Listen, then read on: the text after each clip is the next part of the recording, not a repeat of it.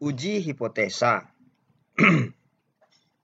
Setelah kita mempelajari konsep-konsep dasar terkait dengan uji hipotesa pada video-video sebelumnya, maka pada video kali ini kita akan mempelajari uji hipotesa kita yang pertama, yaitu uji hipotesa rata-rata populasi. Apa itu uji hipotesa rata-rata populasi? Jika kita memiliki sebuah sampel, lalu kita memiliki rata-ratanya,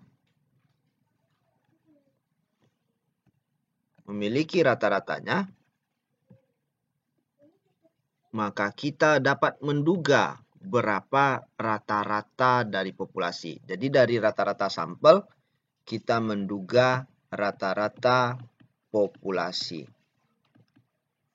Jadi dugaan terhadap rata-rata populasi kita bangun dari informasi rata-rata sampel. Langkah-langkah dalam menguji hipotesa. Ada 5 langkah. Langkah ini sifatnya umum.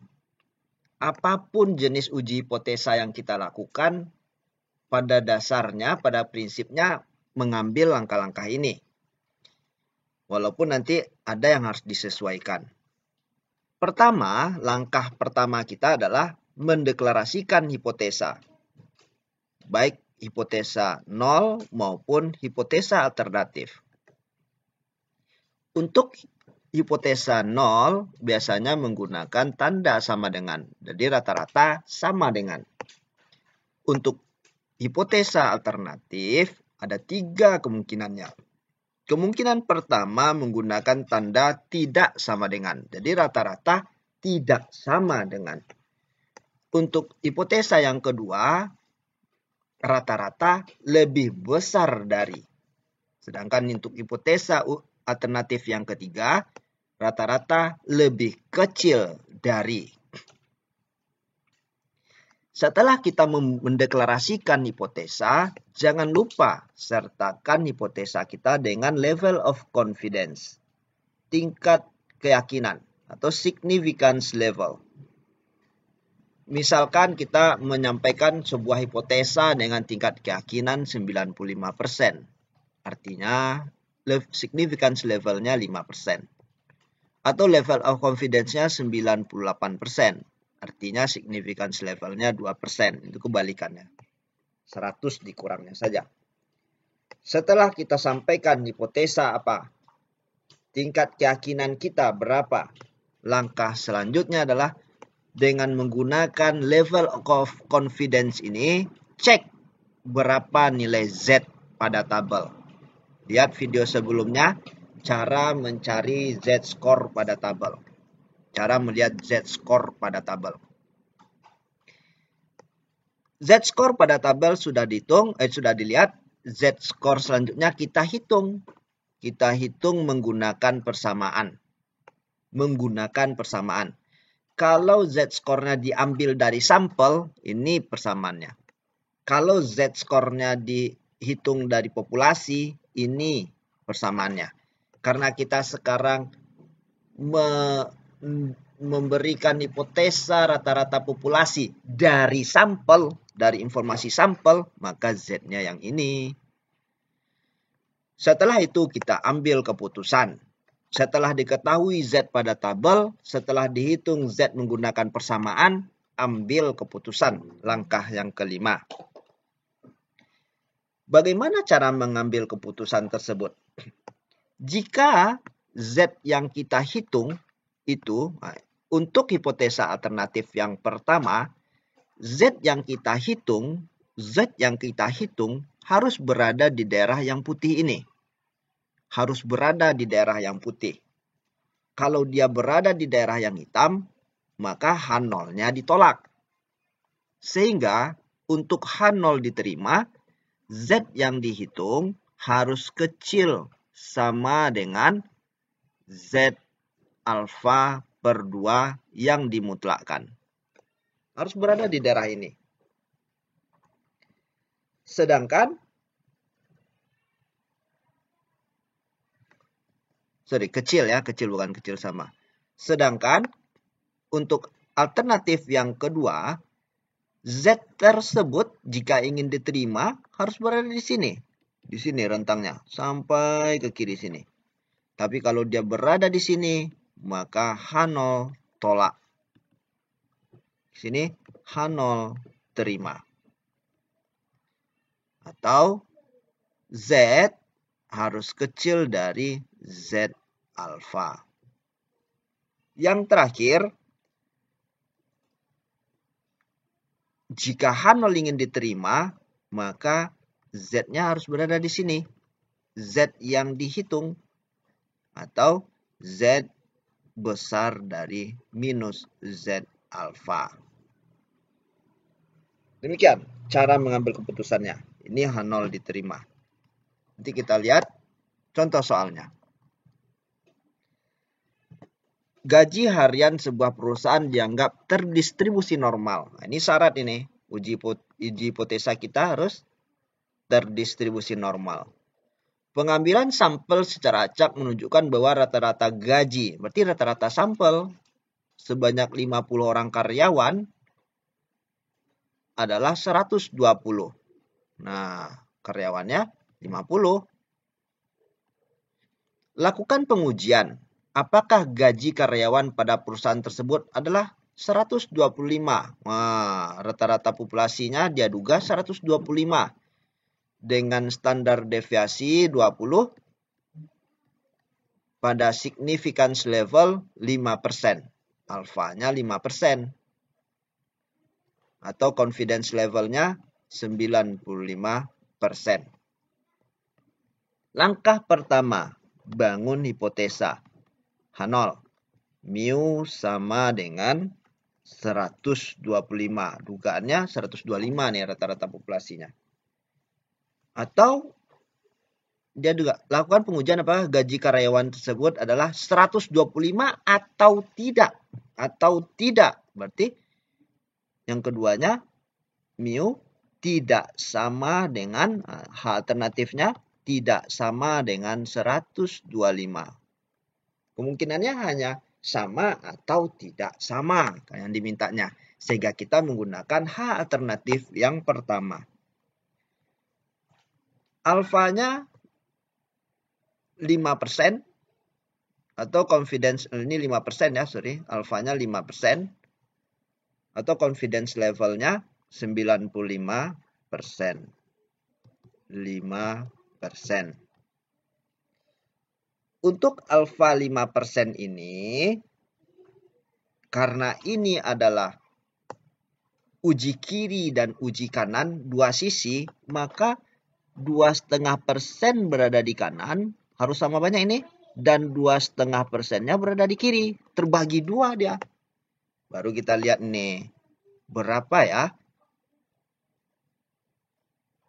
nilai Z untuk 2,5%. Boleh kita lihat yang negatif, boleh kita lihat yang positif. Tapi kita lihat yang positif saja, kita lihat tabel berapakah nilai Z yang nilainya 2,5%, yang negatif ya. 2,5%. 0, nih. Ini dia 2,5%. 0,025 itu sama dengan 2,5%. Sehingga itu Z-nya adalah minus 1,96.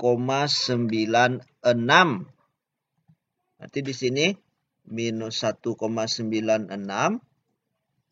Di sininya plus 1,96. Misalkan kita lihat. Kalau positifnya berarti ini adalah 2,5%, 100 dikurang 2,5% berarti ini yang kita cek 97,5% ini. Ke kiri sampai ke sini. Kita cari yang positifnya 97,5%. Kita cari ya. Nih. 0,9750 itu sama dengan 97,5%. Berarti 1,96. Berarti Z tabelnya 1,96. Kita bikin Z alfa di sini. Lalu setelah itu Z hitung. Z hitungnya X rata-rata mu per standar deviasi bagi akar N. 120 dikurang 125 per standar deviasinya 20 per akar 5. Itu akan dapat hasilnya minus 177. Minus 177 itu di sini. Di sini. Artinya apa? Oh sorry, minus 177 itu di sini. Minus 177. Di sini dia. Artinya ini karena dia berada di daerah yang putih. Artinya H0 diterima. Betul, rata-rata populasi gajinya adalah 125 dengan tingkat keyakinan 95% atau significance level 5%. Contoh soal yang kedua. Sebuah perusahaan lampu memperkirakan bahwa rata-rata lampu yang mereka produksi dapat bekerja sampai dengan 1450 jam. Berarti ini rata-rata 1450 jam. Mereka sudah mengetahui bahwa standar deviasi dari lampu tersebut adalah 210 jam. Standar deviasi lama kerjanya. Dari sampel sebanyak 100 buah lampu, mereka menemukan ternyata rata-rata, rata-rata populasi ini. Ternyata rata-rata sampel mereka itu adalah 1390 jam dari 100 sampel tadi. Mereka menduga tadi 1450 perkiraan mereka. Dengan tingkat keyakinan 1%, alfa sama dengan 1%, perusahaan tersebut bisa mengatakan bahwa apakah perusahaan tersebut bisa mengatakan bahwa lampu produksi mereka bekerja kurang dari 1450 jam? Bisakah mereka mengatakan bahwa lampu produksi mereka itu bekerja kurang dari 1450 jam? Kita lihat. Pertama, bangun hipotesa. Hipotesanya adalah mu sama dengan 1450 atau alternatifnya mu kecil dari 1450. Kenapa kita gunakan kecil? Karena kita ingin tahu dia kurang dari 1450 atau tidak. Jadi yang kita gunakan hipotesa alternatif yang ketiga. Kalau H0 ditolak, maka betul dugaan tersebut. Yang kedua, significance levelnya 1% atau 0,01 atau level of confidence-nya level of confidence-nya 0,99. Setelah itu kita lihat berapa nilai Z dengan alfa tersebut. Berapa nilai Z dengan alfa tersebut? Kita lihat yang nilainya di sini 1% atau 0,01. 0,01 kita lihat. 0,01. 0,01. Mana ya?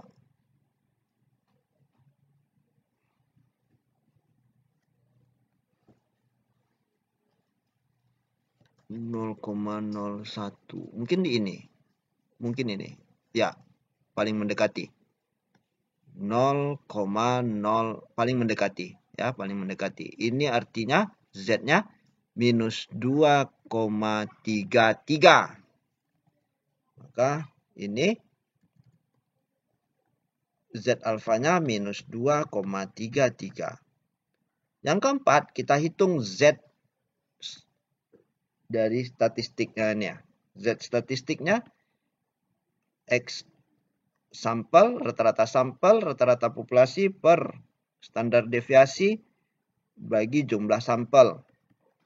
1000 rata-rata dari sampel dapat 1390 dikurang rata-rata hipotesanya 1450 dibagi standar deviasinya 210 dibagi banyak akar dari sampel. Itu dapatnya itu minus 2,86. Kalau Z alfa ini adalah minus 2,33, maka 2,86 itu berada di sini, di hitam ini, di lebih kiri-kirinya lagi. Wah, ternyata Z-nya berada di daerah hitam, artinya H0 ditolak atau H alternatif diterima. Artinya apa? Benar. Lampu produksi mereka bekerja rata-ratanya di bawah 1450 jam dengan tingkat keyakinan 1%. Demikian, terima kasih.